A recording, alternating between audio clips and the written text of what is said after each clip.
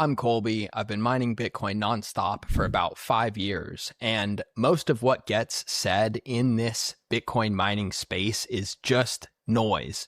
Let's fix that.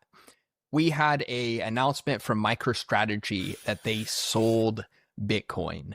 The market has had a nasty red candle down below $67,000, and every panicked miner that I have spoken to has it backwards. Here's your hash highlight, and here's why. So for the first time since December 2022, Strategy announced that they sold a token amount of Bitcoin.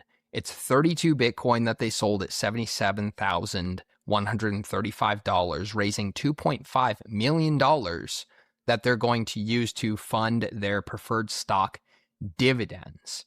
And they still, of course, hold over 4% of the Bitcoin that will ever exist, 843,706 Bitcoin at an average cost of $75,699, which means they're underwater. This was a daily candle down 6.51% yesterday, and last week closing at 73,568, down 4.43% last week. And this week, down 8.57% right now. So for the first time since December 2022, Strategy announced that they sold Bitcoin. And 32 Bitcoin were sold at $77,135 each, raising $2.5 million to fund their preferred stock dividends. And of course, they could buy more Bitcoin now with those proceeds because Bitcoin is trading lower than their sale price, currently at $67,000, down 4.43% last week. And this week is not off to a good start, down already nearly 9%.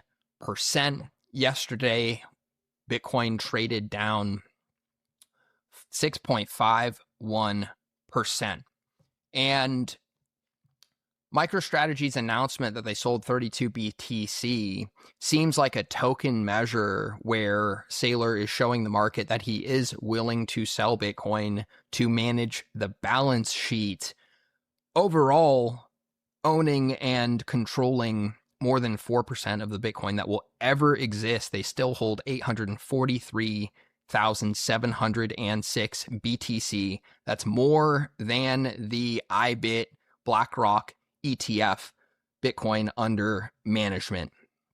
The ETFs also turning into net sellers and putting a lot of selling pressure on the market. They have sold 46,787 BTC over the last 30 days, over 20,000 BTC over the last 7 days. So the institutional bid has turned into a massive sell from the Bitcoin ETFs.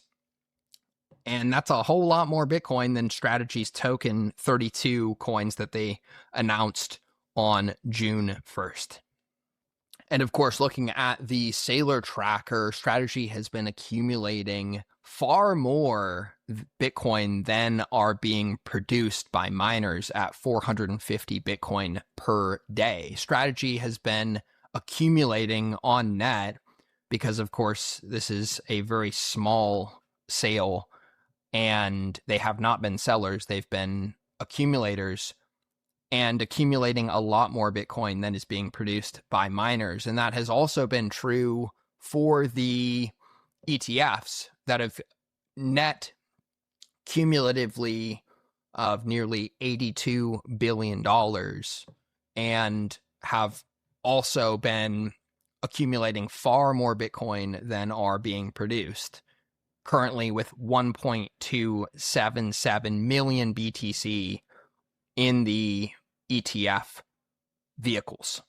And this is fascinating because the US spot Bitcoin ETFs launched on January 11th, 2024, And seeing as they have accumulated about 1.277 million BTC, if you divide how many days the ETFs have been in existence, they have been accumulating about 1,461 BTC every single day that they've been in existence.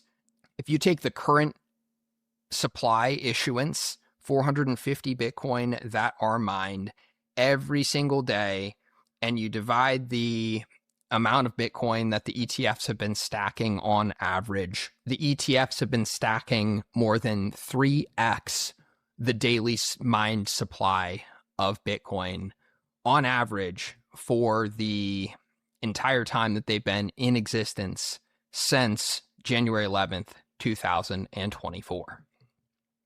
So ETFs have been massively the most successful launch of any ETF ever. And it's interesting to compare that to Strategy, where, again, Strategy holds more BTC than the 786,220 BTC that are held in BlackRock's IBIT ETF. Strategy did cross that very recently when they announced that they accumulated about 25,000 BTC, and that happened when I was in AIM. Check out the video that I sat down with Anthony Power of Power Analysis and McNally Money. That was a really interesting interview talking about how public Bitcoin miners have almost totally pivoted to the AI HPC play, and they are kind of abandoning the Bitcoin mining play. And that shows in the overall network, which is struggling to break 1 zettahash. And currently, after the last 2 positive difficulty adjustments, so we have seen hash pick up a bit, but I think we're going to see more hash coming offline, not only because public miners are unplugging, which is great for private miners if you're able to operate lean and mean and efficiently, but also just because Hashprice is in the dumpster bin, which is currently on fire. Hashprice is at about $30, which we have not seen since April. And if we look at this in dollar terms, we can see that the last time we saw $30 hash price was back here in the trenches in early April. So a couple months ago. And frankly, most miners are in the red. They're not operating profitably in that they are buying Bitcoin at a premium instead of mining efficiently and accumulating BTC at a price advantage, a discount. Their hash cost is actually higher than hash price because most miners are not efficient enough or have a low enough operational expenses, OPEX, to stack Bitcoin efficiently in this current environment. Blocks are currently coming in slowly, and we're not too far into this current difficulty epoch because we did have that positive difficulty adjustment of 1.72% on May 29th. And that was following another positive difficulty adjustment before that. But overall, difficulty has stagnated, and we have seen more difficulty adjustments this year than we have seen positive adjustments. That's 6 negative difficulty adjustments and 5 positive difficulty adjustments. And if we look at difficulty to begin the year, difficulty started at 148.26 T and currently sits at 138.96 T. Therefore, miners are actually getting more BTC for their hash than on January 1st. And you can look at hash price in dollars, or you can look at hash price in BTC. Miners were getting $37 per petahash to start the year, and now they're getting about $30 per petahash. And if you look at sats, they started the year getting 42,600 ish sats.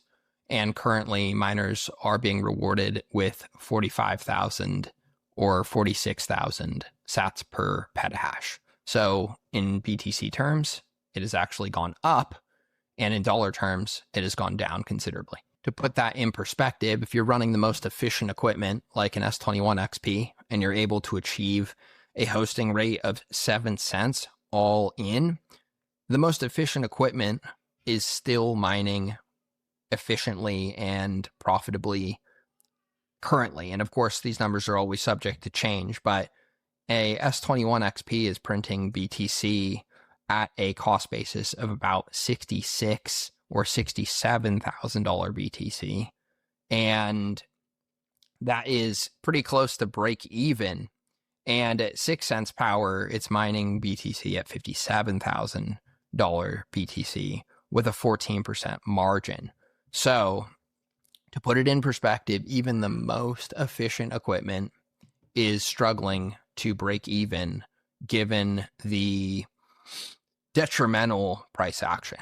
So strategy selling 32 Bitcoin is a token measure relative to the 843,706 BTC that they still hold on the balance sheet. And compare that to the 1.277 million BTC that the ETFs have accumulated. Both strategy and the ETFs are accumulating multiples higher than miners are producing due to that absolute supply constraint, which limits Bitcoin to only 21 million Bitcoins. But this spells opportunity for efficient miners that are still able to hash efficiently and stack Bitcoin at a price advantage, even as Bitcoin tests perhaps new lows. So long-term, there could be way more opportunity for the miners that stay in the saddle and stack the most efficient hardware at a heavy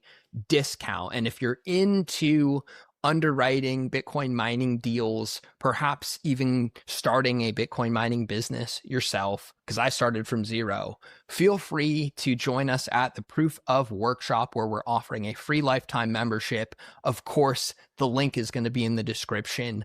And thanks for joining me for this hash highlight. I'll see you on the next one. Peace, love, and Bitcoin.